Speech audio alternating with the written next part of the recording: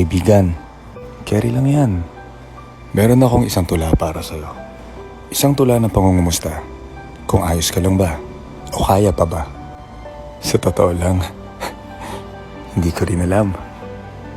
Pero paano ba natin tatanggapin ang mga salitang, okay lang yan, o ayos lang, kung sa puso't isipan natin ay may mga katanungan na hanggang kailan? At kung bakit may hangganan na ang mga tanong na saan? Sa apat na sulok ng iyong kwarto ay patuloy kang nakikiusap. Naghahanap ng kaibigan, paglingap, at masasandalan.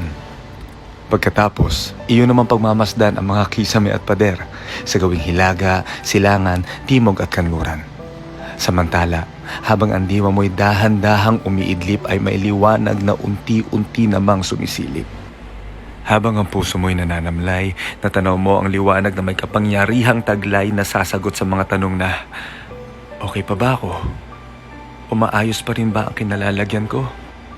Ewan ko ba? Mabuti na lang may liwanag. Ang liwanag ng araw.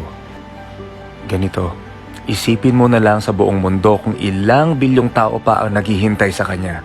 Araw-araw, nagbabaka sakali na may bukas pa. Naikipaghabulan sa liwanag na dala ay pag-asa. Ikaw naman, sinasalo mo ang kulay na may dalang init. Masaya, masakit. Titiisin mo, huwag lang hayaang manlamig. Alam nyo ba, ang kanyang bawat pagsilip ay isang pangungumusta kung okay ka lang ba o kaya pa ba.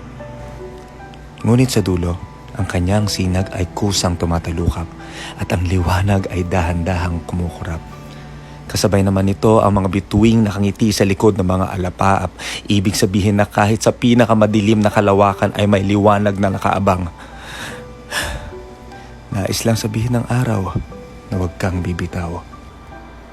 Kaya kaibigan, okay lang yan. Dahil ang kailangan nyo lang ang iyong pagkalma at wastong paghinga. Dahil may bukas pa at hindi ka nag-iisa.